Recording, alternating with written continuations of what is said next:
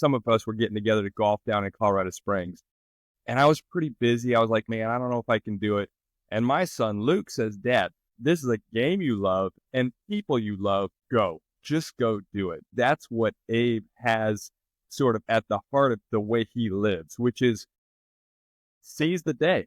Do it. This is something that's precious to me, these people and this time together.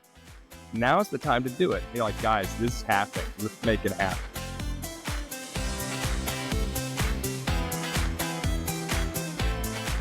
What is up? We've got a full crew here. Abe, Joe, Jim, and Nate, first guests of the Blue Tee podcast.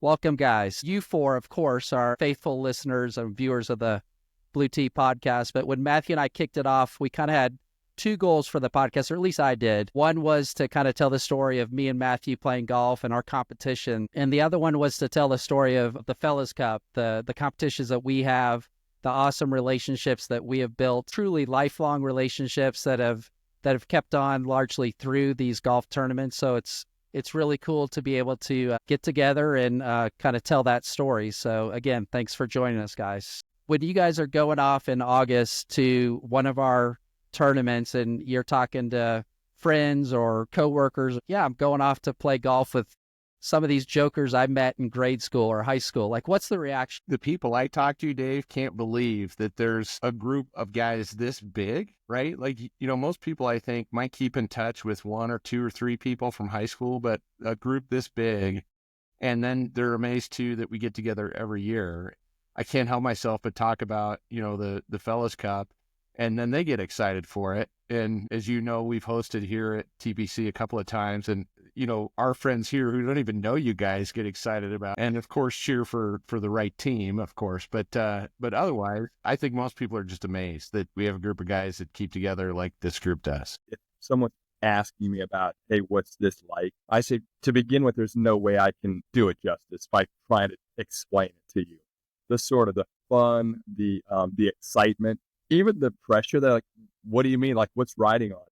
Well, a trophy. Well, what kind of trophy? A plastic trophy that has some names on it. They're like, pressure? What are you talking about? Like, oh, you can't possibly understand sort of the intensity of all of it. Mainly the intensity of the joy of getting back together, you know, to have an awesome weekend together. But yeah, it's almost indescribable, to be honest. Yeah, I'd have to agree. It is. I can't describe it to anybody how much fun it is and how important it is. But I did have a coworker ask me for the blueprint, and now he has about a 4-on-4 group that is working off our blueprint and starting their own Ryder Cup. Yeah. Well, this is it, right? That's what we're here to talk about. Abe, you were a huge part of the beginning of us all getting together. You are super proud, I'm guessing, of where we've gotten to and the fact that there's many years where we've got 14 guys, you know, flying to some part of the country to spend a weekend together. Yeah, it's been awesome to see because, you know, we all graduated, like 35, 36 years ago from high school. My math is right. And what's cool about this group, which is pretty uncommon, we've known each other not just since high school, but a lot of us since we were literally playing youth baseball together and had our dads coaching us, you know, soccer or football or baseball. I think what was key about forming this annual tradition is that, you know, after high school, we all went to different colleges. And then when we were in our 20s, mostly 20s and 30s, we all went to each other's weddings, right? Yeah. And so, and it seemed like, because, you know, 14 of us, it was probably like 1 or 2 weddings each year, you know, during our 20s and 30s. And then luckily there were not second weddings for each of us. So we got to find an excuse to get together because life gets busy, you know, for everyone. I think we started a fantasy football league, I think back in the mid to late 90s, something like that. And so that helped us kind of keep in touch, at least during the NFL season. But we had to do something for the spring and summer. So yeah, we all play golf to varying levels of skill, but we had to get the ball rolling. And as they say, the first step is always the hardest one. Abe, seriously, you deserve so much credit for all of this. As we were thinking about the podcast, I was really thinking about Abe and what was going through your mind to do this. And it kind of brings me to a little thing from a couple of years ago when Dave, you were in town, and we got, some of us were getting together to golf down in Colorado Springs. And I was pretty busy. I was like, man, I don't know if I can do it. And my son, Luke, says, Dad, this is a game you love and people you love. Go. Just go do it. And to me, that's what Abe has sort of at the heart of the way he lives, which is seize the day. Do it. You know, this is something that's precious to me, these people and this time together. Now's the time to do it. And so the fact that you sort of pulled the trigger on that, and you're like, guys, this is happening. Let's make it happen.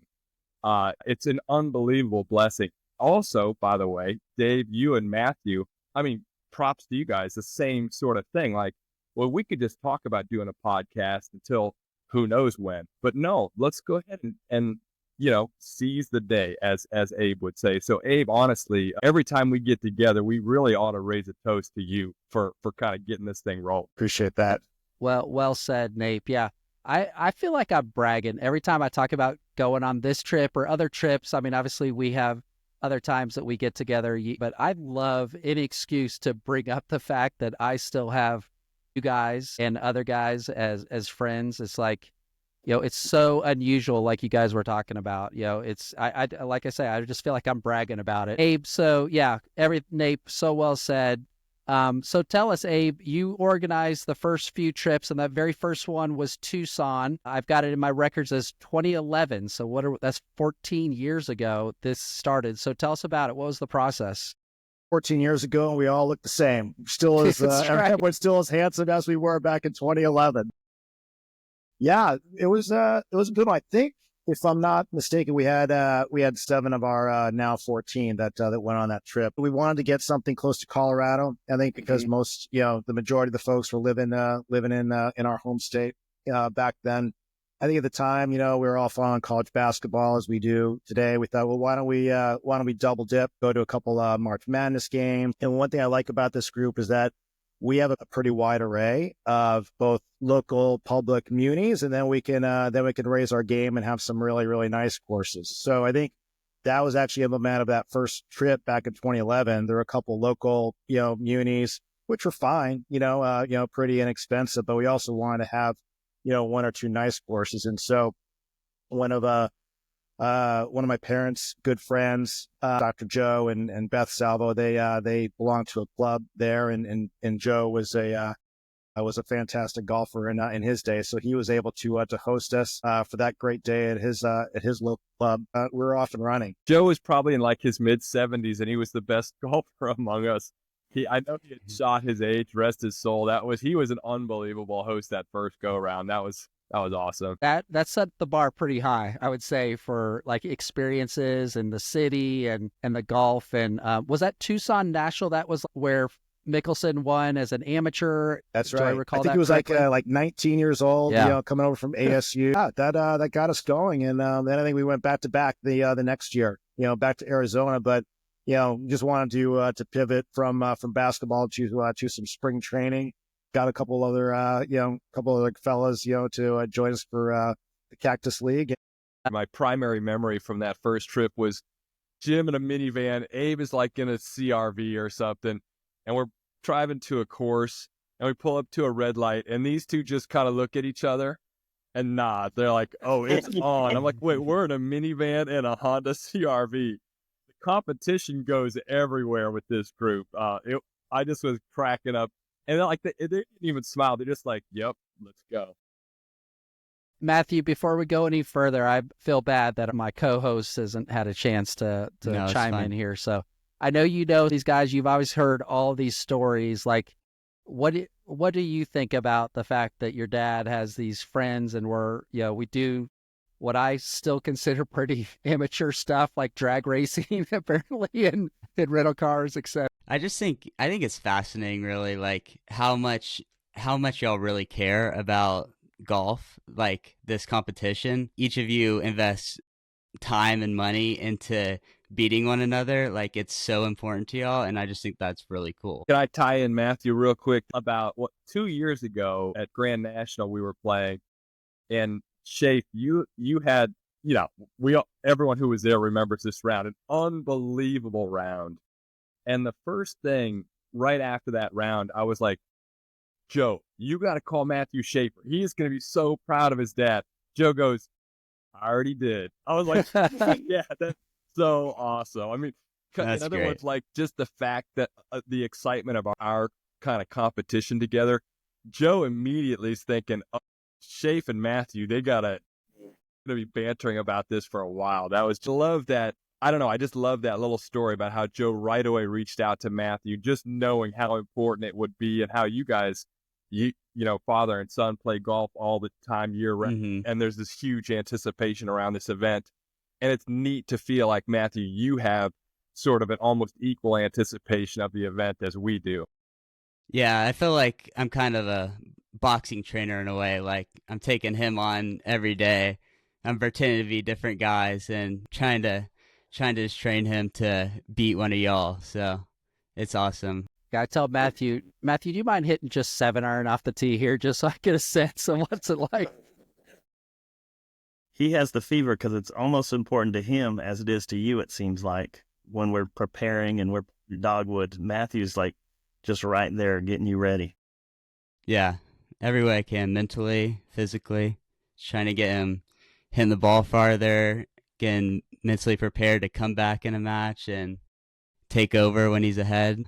I appreciate that phone call from Joe to Matthew, because there have been a few painful texts and calls on the other side, more than a couple. And Matthew, how should I say it? The truth hurts sometimes. He'll tell it like it is. I think the word choke has come out a few times in various text conversations. Like, what? But yeah, I remember a very cool. round that I played with you guys at TPC, and this was several years ago. And we were playing a match, Dave, but it wasn't like an official match. It was just for fun.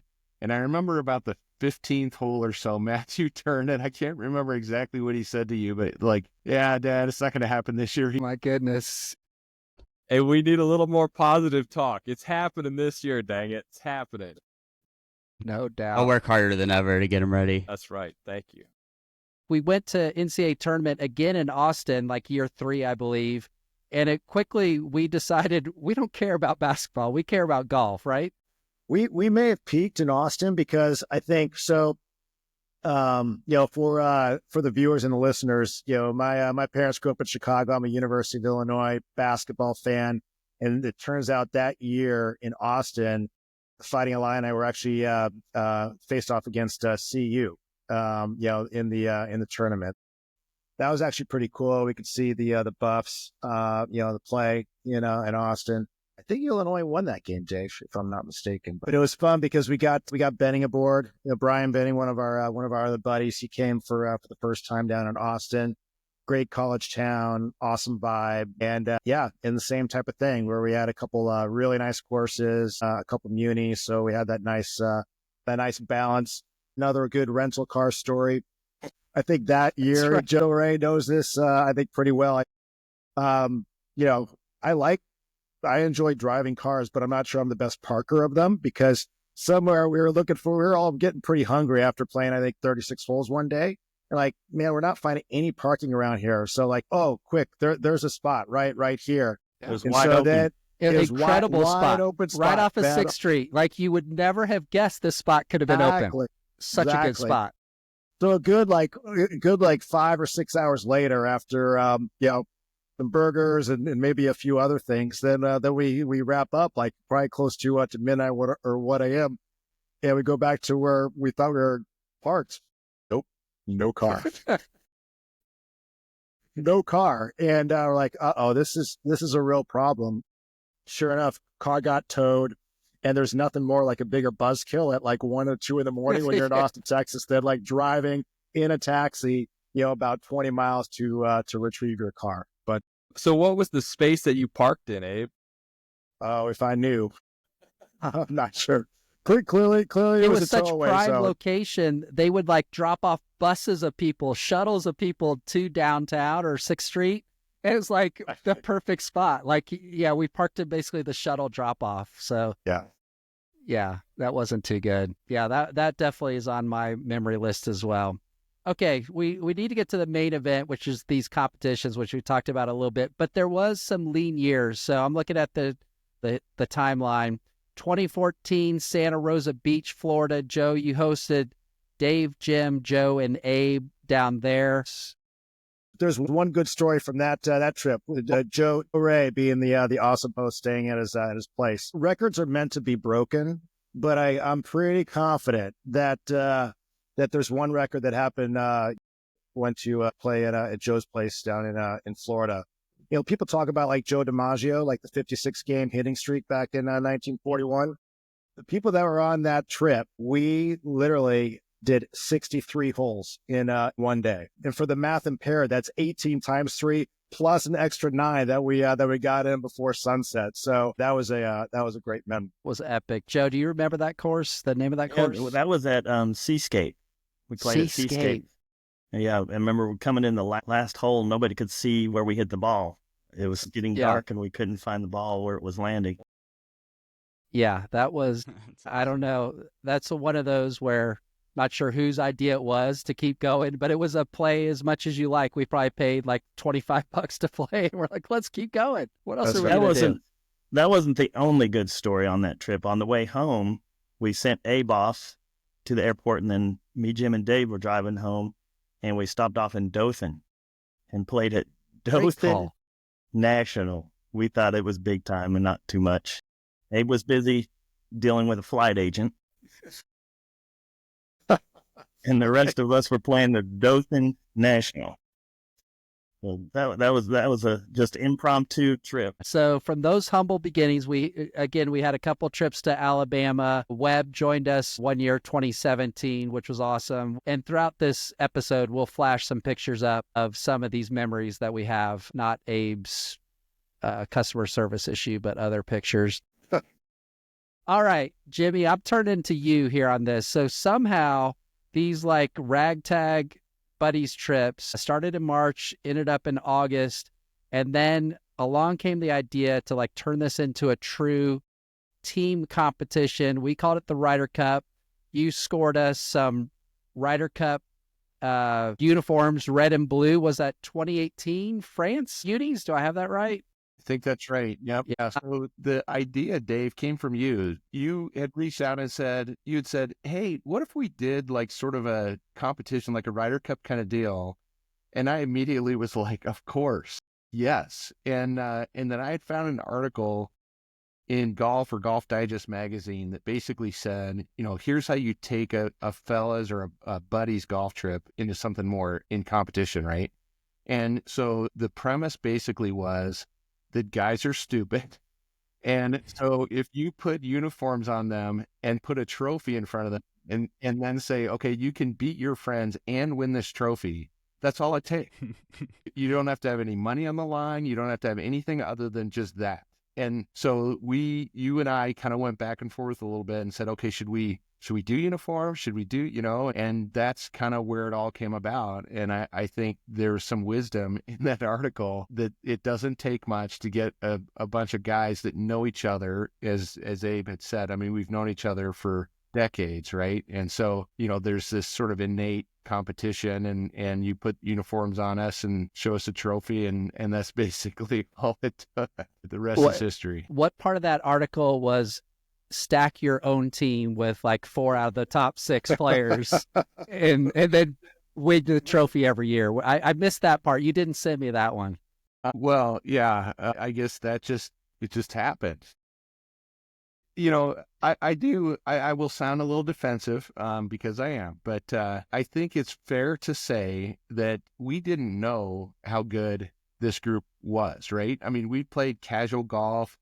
These trips we'd gone on, there was 4 or 5 or 6 of us, but like the bigger group, we hadn't played golf with most of these guys in a long time, right?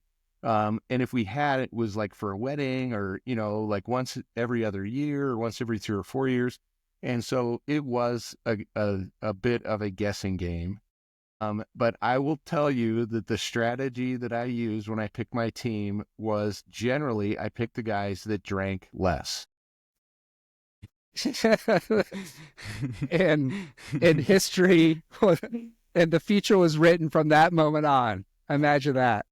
I mean, you got to stick to something, and it seemed to work out.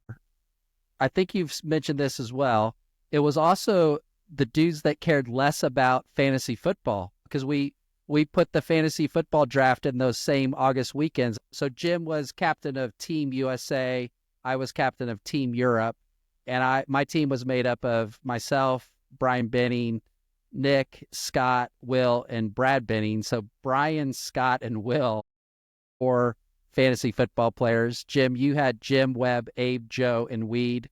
Joe, no offense, but I don't think fantasy football's ever been your top priority.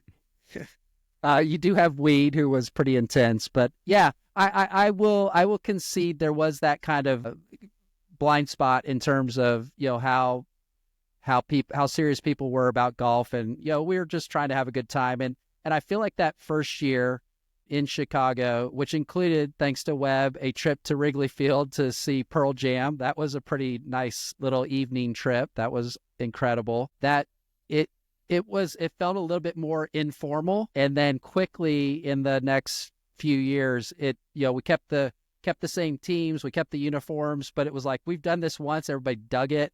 We're ramping up to it. People are getting a little bit more serious. People are playing more golf, getting ready for it. What did you guys think of kind of the evolution of the Ryder Cup era and how things got more serious more quickly? Yeah, I agree with that, Dave, but I will make a comment that the range session I had before our final round in Chicago might have been the best range session of my life. I remember walking off the range because you and I were playing singles that day, and saying, Dave, that was a stripe show. You're in big trouble. So the competitive juices were flowing. And then I immediately lost hole one. And I think you had a 12 and I lost that. So Yeah. I think the competitive juices and the nerves were flowing for us, at least for you and I. They were flowing well even that first year. That's true. That's true. And so for the record, I'll note that was my one and only singles victory in 4 plus 3. So 7 years. So far. To date. This year, everything changes, Shafe. That's right. But yeah, the other thing that must be said about Chicago, so you guys are all, well, Nape, you haven't yet entered the picture. We're going to talk about that shortly. But you guys were all on Jim's Team USA. So I think this is well known. After that final round, and I was very excited to have beaten Jim, but when the final scores were tallied, Team USA beat my Team Europe. I remember driving back and telling my team, I'm like, guys, I just want to tell you, I love you guys. I love how you battled out there for me today. But when we get back to this house, I'm throwing you all under the bus. You just need to be prepared for what I'm going to say about each and every one of you. That's leadership. That is right there.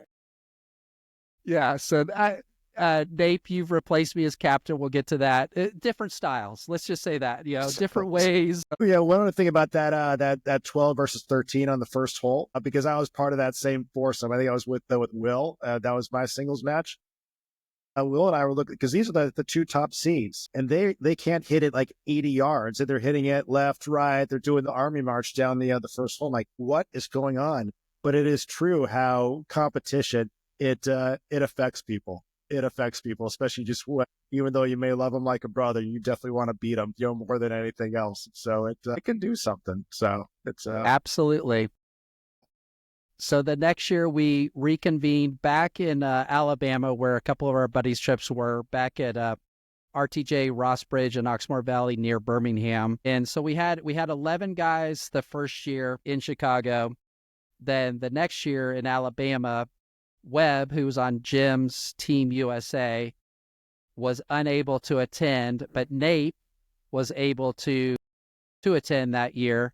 I think there were plans that Nape, with the name Nape Rakowski, kind of tends to Team Europe, right? That was my claim on Nape, but Webb was a late scratch, so Nape filled in on Team USA, adding to the powerhouse Team USA, and that did not go well. USA 12.5 to Europe 5.5, a non-competitive, tough round of golf out there in Alabama. I do recall, I think I was on Team Europe for like about an hour and a half or something. Shafe, you were giving me a pep talk. You said that, yeah, Nate Burkowski, that's for sure. It's a perfect fit. We're going to get him this year. And then about an hour and a half later, I probably got a text or a call said from Jim, Nate, congrats, you're on Team USA. I was like, all right, let's go. So I just have 2 comments or observations, really. He has some prepared statement he would like to make at this time. Go ahead, Captain Jim. Hold on. Let me get my notes in order here. So first, Dave, I'm curious, how many of our last names are Native American? I think you're missing the point. All right, what's point 2? Well, so alternatively, and I know you've mentioned your captaining style. So if Nape were not to have landed on Team USA, who from your team would you have to? Because I believe, and I might be wrong, but I believe that Team Europe, the same guys that were in Chicago, made it to the second trip, right? So I think so. You would have had to call one of those guys and said, "Hey, sorry, we want Nape more than you, so you're not on our team anymore." So I'm just curious. I mean, I think the list was pretty long, actually. I mean, there were no sacred cows on that squad. I mean, I probably should have been the first one to go, but yeah. It's just fate. And so speaking of fate, we go back 2020. This is a COVID year. Jim, you were kind enough to host us at TPC Colorado, your course. And I began a little bit of a tradition of hosting here every so often, which makes it easy for the guys that are local to make it. And that was a great first trip here. I think everybody had a good time. It also happens to be a spectacular course. Yeah. It's it's a world-class course that we have this incredible opportunity to play at, which is sweet. It's also a little bit of a little massive home course advantage for Mr. Birdsall, which reminds me of one of my favorite quotes from back when you guys were playing together. I hope I don't butcher it too badly, but I remember the anecdote, and it's probably not worth sharing, but it was like Jim saying, "Hey, Dave, could you please move your golf cart?" And you go, "Jim, I don't work for you." And Jim goes, "That's why I said please." I don't know why that just cracked me up. I couldn't stop laughing. Maybe that shouldn't be on here anyways, but no, that is, and just what you said is going to get edited into that section. That is brilliant. That's right. That's why I said please. What a great comeback that was. That was great. That year, we had another addition to the squad. Brad McDonald, our good friend, joined, and because the teams were lopsided, of course, Brad McDonald, what's that, Irish? Is that Irish orientation there? I don't know. But the greatest thing about Brad, God love him, I looked at my squad, sight unseen.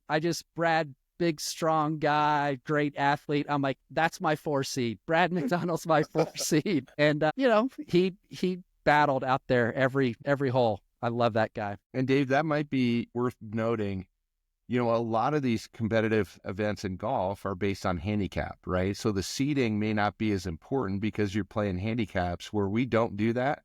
And I don't remember the genesis of that, other than probably the fact that most of these guys, when we started, and still some to today, don't have an active handicap. And so we just go straight scores, and then we seed accordingly. So the seeding is important, right? A 4 seed better play like a 4 seed because there's no handicap. Yeah, we try to match them up with similar seeds, and then team matches. You might have a 2 and a 7 versus a 1 and a 6, and that's how we try to keep it fair. So yeah, that's an awesome point. For the record, me personally, I'm losing to Jim every year. I'm losing to Joe Ray. You beat me at TPC Colorado that year. You've stayed silent over there. Anything you want to mention? Just for the record, that is the one and the only time I've ever beat you in all the years we've played golf on the Ryder Cup. Dogwood, that's the only time. And that's when Matthew came with the famous, "You lost to Joe Ray?"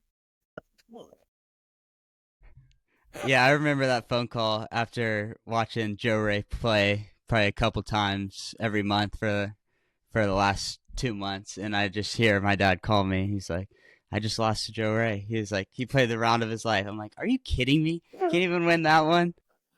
Well, Matthew, now I'm seeing where your father's all-time win-loss record comes about, because it wasn't only Joe Ray beat your dad; it was yours truly, the Yeah. prior year in We're Alabama. running out of time. One up, Dave. Just one up. That was in Alabama, correct? That's right. Yes. Yeah, I think, okay, we'll just put it on the record. I lost to how many different 2 seeds? I lost to Abe, Joe, and Webb.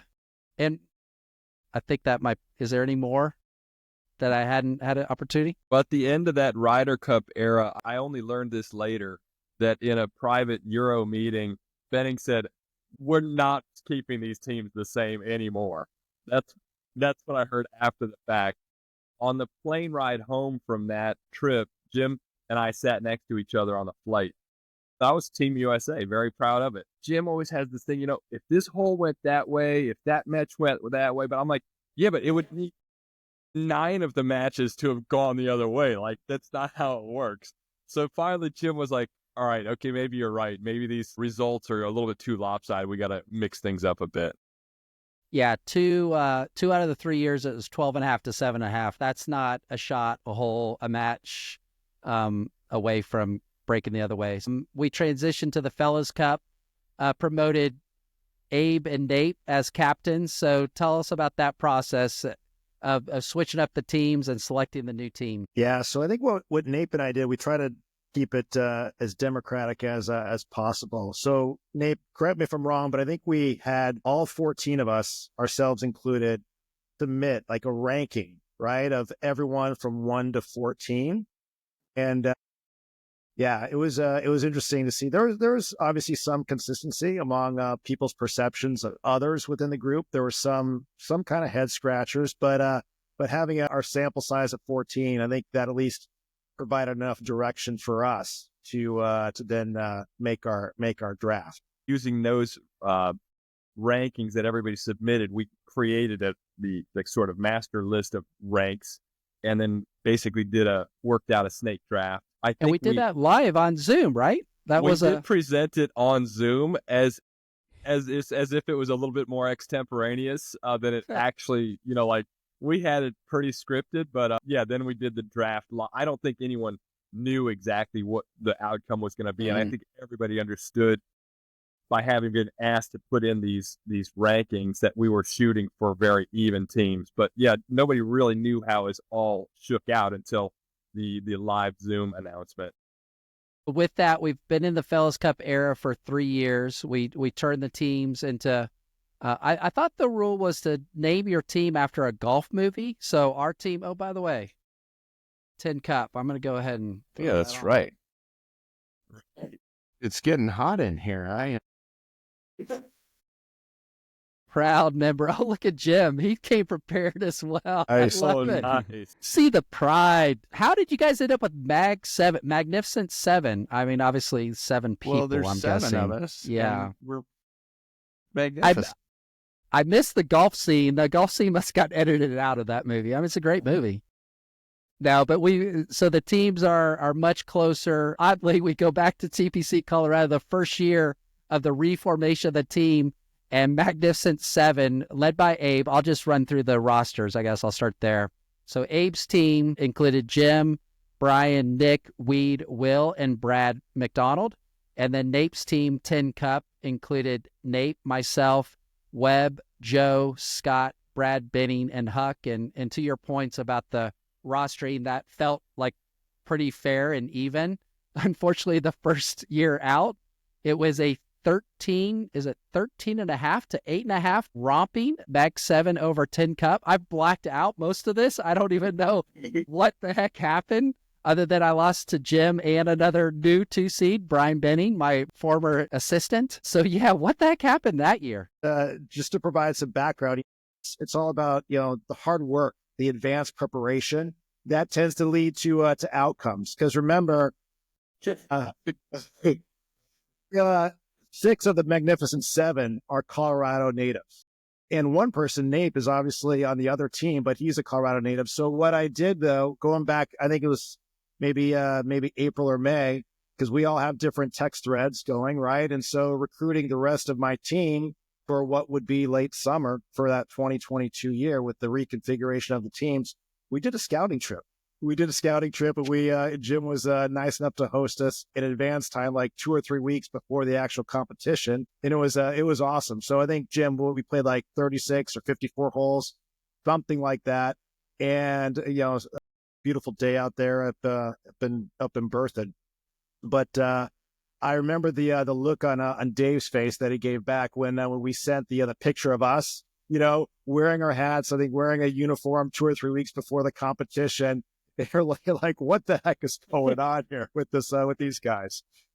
Meanwhile, we're like, Brad Benning, have you been out to play? He goes, well, no, not yet, but I'm planning to go to the range sometime in the next week or so before I'm like, wait a minute. These guys all got uniforms on. They're playing at TPC where the competition is. I live a half hour from there, by the way. I must have missed the phone call. Yeah. Jim does have me over there very generously all the time, but not on that occasion. Yeah, that was a little of an intimidating text. That is for sure. You guys set the tone that year. Joe, I feel like we might have been at Dogwood, or we were together pretty soon there after that text came out. You weren't a happy fella. No, I had to call foul pool on that one, getting all those extra rounds, but obviously it didn't help you guys. That was your argument. How could that? Right. Why would we do it? Just a friendly get together, Joe. Yeah, it's a neutral field. There's no advantage there. Yeah, that was a big argument. You're right, Joe, on the course. Will was like, I don't think it helped us that much. I'm like, what do you mean? What? How? That doesn't make any sense. You can't possibly believe that. That was a pro move. Abe was out there playing chess with that one. Got it all credit. Next year, hosted here in Georgia, Alabama. So around at Dogwood, and then down to RTJ Grand National in Opelika. That was awesome. I got a little taste of being Jim for the day, trying to host these guys at my course. I don't own the place, but it was awesome to have everybody out there. Matthew got to come out and play with one of the groups and experience it firsthand. What'd you think of that experience, Matthew?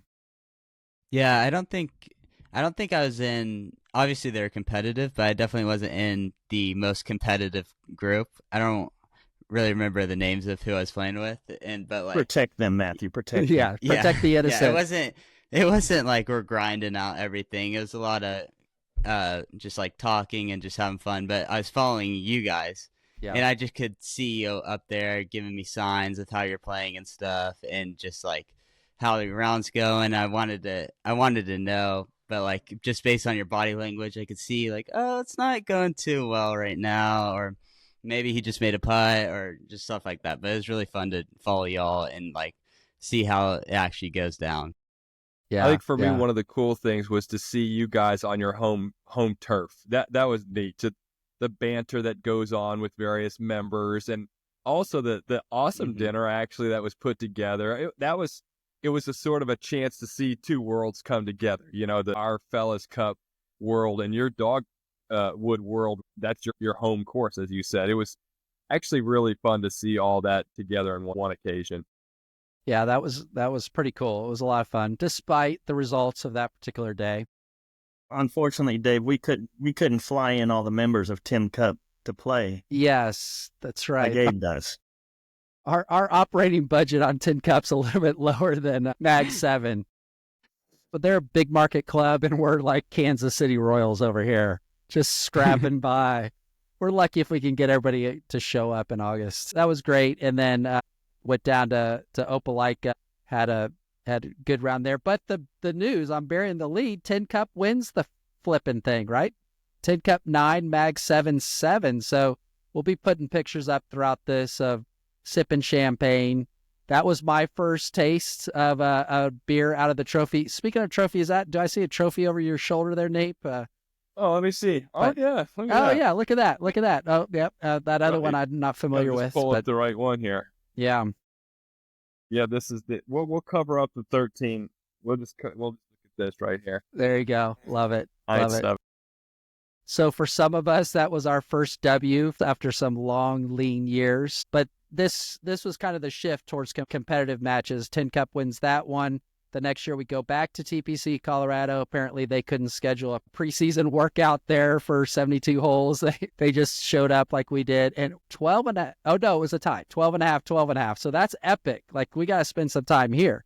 A lot of conversation around what does a tie mean when two teams in a Ryder Cup-style format tie.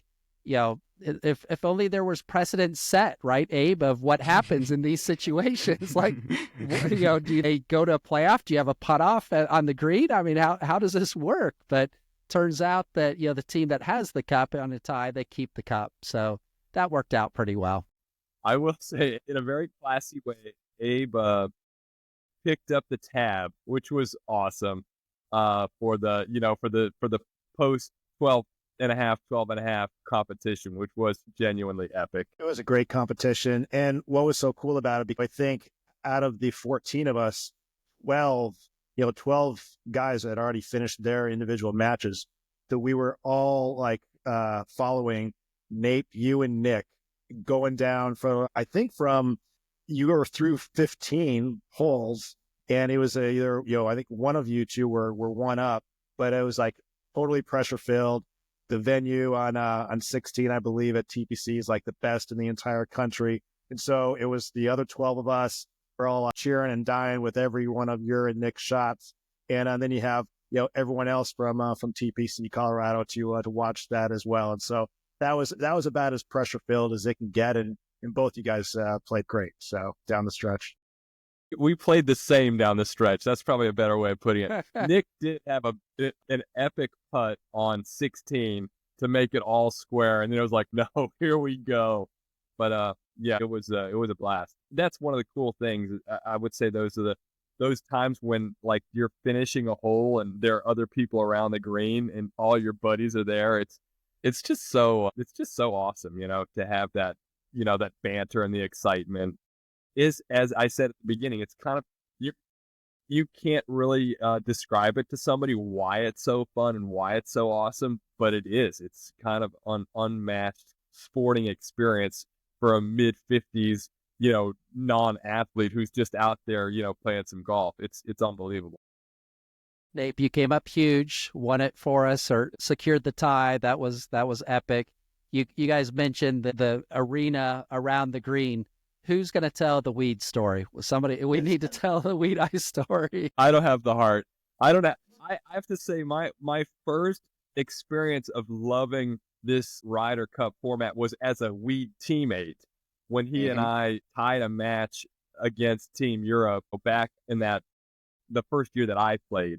Weed and I were grinding. It was so much fun to play with Weed. I do not have the heart to tell this story. Joe Ray, were you in that match with Weed? No, I wasn't. I was up top, so somebody else will have to tell it. Were any of us? So, Dave, what year was that? Was that the 2022 year at TPC? Because it wasn't this last year, right? Let me check the steno pad. Yeah. It was that 2022. It was the first day, so it was the Thursday afternoon round. So, it was still, quote, close and competitive. Basie and I were playing against Benning and Weed. You're in the match. Okay. I was actually in the match. Yeah, so our friend Weed, the Blue Tea podcast is actually going to get on the entire Weed Eye family as guests, because you can only get the dynamic of Weed with his family.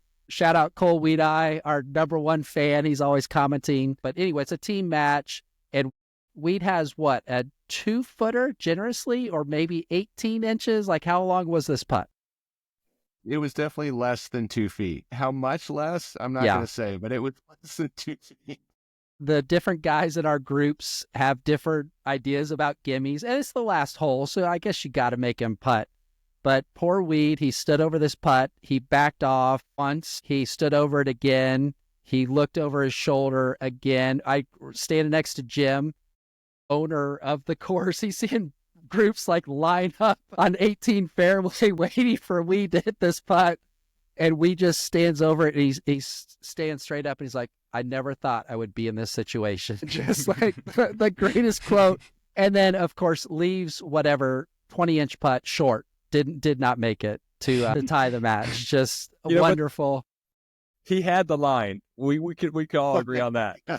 Yeah, I remember I was standing next to Abe, and obviously we're immersed in the pressure and the moment, and we backed away the first time, and Abe and I kind of look at each other and we're like, "That's good. He's going to gather himself. It's gonna be good."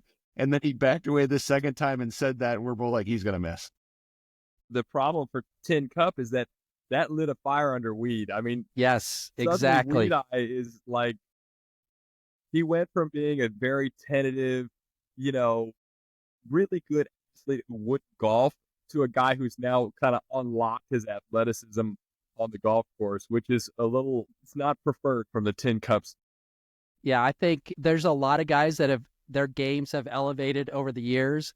I would say Weed is number one on most improved. Like he is a force. He's a problem. And yeah, that might have been ground zero right there, that 18th grade at TPC. All right, guys, I want to thank you guys for your time. This has been awesome. Relive. There's so many more stories and everything, but let's wrap it up here. So where are we going this year? We go every year in August. We've had some discussions of location. We go back to TPC Colorado every 2 to 3 years, but I know there's been some conversation about Chicago, possibly Utah. Like, what are we thinking? And as we talk about it, I do want to just carve out real estate for a future Blue Tee podcast. We've got to have the pairings release on the Blue Tee podcast at some point this summer, if you guys would be up for that. But where are we thinking location-wise? Captains Nape and Abe. Abe, take it away. I like both those locations. Chicago is near and dear to my heart. We know it has a great golf history, but also going to Utah would be a first time for this crew. It'd also be a little bit easier to get to for those that live in Colorado. So I'm actually good either way. Confident of the Magnificent Seven showing up in spades at either location. So, and one of the things that we've always talked about with our group is that the priority, as you said in the previous podcast, is to get all 14 of us together. It's not necessarily a matter of, the ritziest or whatever. The key is to find the right place where we can all be there, because that's really what this is all about. And Chicago is a nice central location. It's easy to get to, and it worked out for you guys really well that first year. Utah does seem like an awesome location. As Abe said, it's pretty near Colorado, but I think those are two good possibilities. Talk also has jumped around, like Upper Peninsula, Michigan, Indiana has some beautiful courses that it's, pretty central that you can get to and that are pretty affordable and pretty nice. So I guess we still got to hammer it out, but maybe Chicago's in the lead, I would think, at the moment.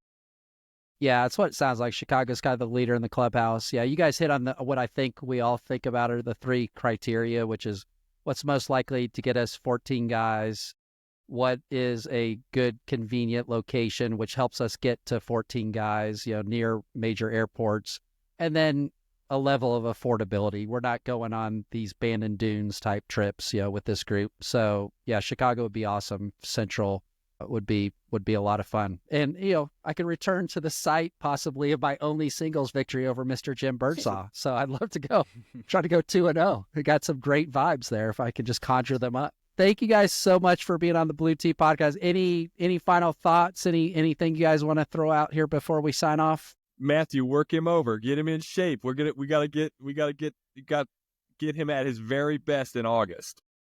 We'll do. We'll try to find a nice stretch there. We're playing some good golf going into the Fellas Cup here. Nice. Yeah, Abe gave me the nickname of Mr. Off Season several years ago. Abe, I can assure you, I am not Mr. Off Season right now. I am a mess. Jim Birdsaw's texts of speed training or working out are in my head right now. Good. But it's February. We're here. I've got focus on July and August, so we'll be ready. That's awesome. Okay. Thanks again, Good guys. stuff. Appreciate you being on Yes, here. thank you very much. To all the Blue Tee podcast listeners, appreciate you guys. Don't forget to subscribe, to like, to do all that. We'll see you all on the Blue Tee. Peace out.